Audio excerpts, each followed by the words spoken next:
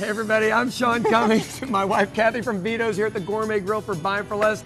She thinks we're making Irish food because it has potatoes in it. Oh my gosh, but we're not. Everything's Irish. Today we're making actually a Lenten dish that I came up with a few years ago because I do specials on Fridays. When I was a kid, I grew up eating fish sticks every single Friday. And my mom didn't believe the directions that would cook them long enough. So she'd cook them an extra 10 or 15 minutes. Oh my gosh. They were awful. This is something, whether you want to do it for Lent or you just want a meatless dish, this is the way to go. Vegetarian. I love throwing a little chorizo in here too, if I want to make it the normal way. Okay, regular items. These are hash browns, and I just let them thaw. And this is a little bit of mashed potatoes. You got to have stuff that'll bind all this together. Yes. And to give it a little flavor, this is chipotle salsa, not chipotle and adobo and all that other stuff.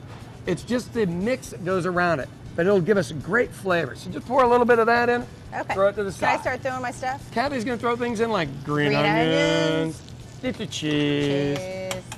I throw spinach in there just so it's a little healthier. Green peppers. You could do some red peppers too. And I have salt over here. You don't need to use salt. And I'll tell you why, because you have cheese in it. Cheese has tons of salt. A couple of eggs. And a couple of eggs will actually bind this dish. Now I'm heating up butter over here, and I'm going to take it off because if butter gets too hot, you're cooked. It won't work. You're cooked. And Cathy, unfortunately, has to mix all this with her hands. Sucker.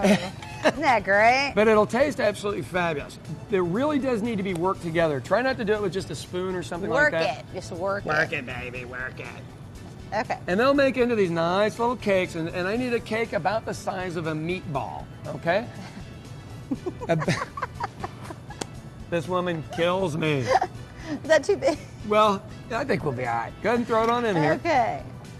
And we'll get these monsters cooking. The only thing you're going to have a problem with is maybe getting it out of the pan. If they end up being ugly, it's because it's hard to get out of the pan. Those look great. Just don't go crazy with it. And You're you going to want smash them down a little bit. Here's kind of the big thing. Leave it alone and let it cook. Yeah. People have a hard time doing that with food. That's enough. We'll just get a few of them right. There you go. Now, if you're making this stuff and you're doing a nice day, I'm going to help her out over here. Thank you. Okay. V8 makes all these butternut squash soups and some other soups. I use these for sauces. And all you have to do is pour it out and shake your plate a little bit. And all of a sudden, you've got this absolutely gorgeous sauce, okay? Yeah, looks great. Heat it up a little bit, and it looks like a $20 dish in a restaurant. We're gonna take some peppers, put it around the outside, and this is what we're gonna serve our stuff in, and it'll be marvelous. I gotta see if Cathy's cakes will actually turn at this point. This is our kind of no-stick pan, so we'll see if this bad boy will actually turn. Okay, this is gonna take a couple of minutes.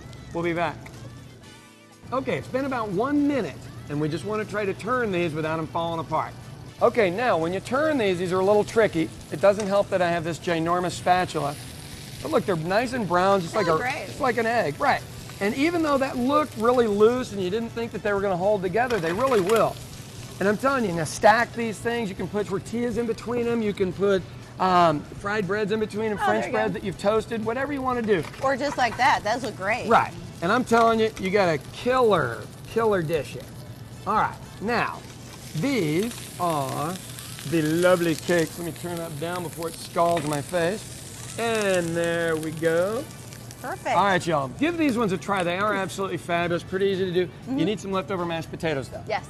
All right, for these and more recipes, buyforlessok.com. .com. Thanks.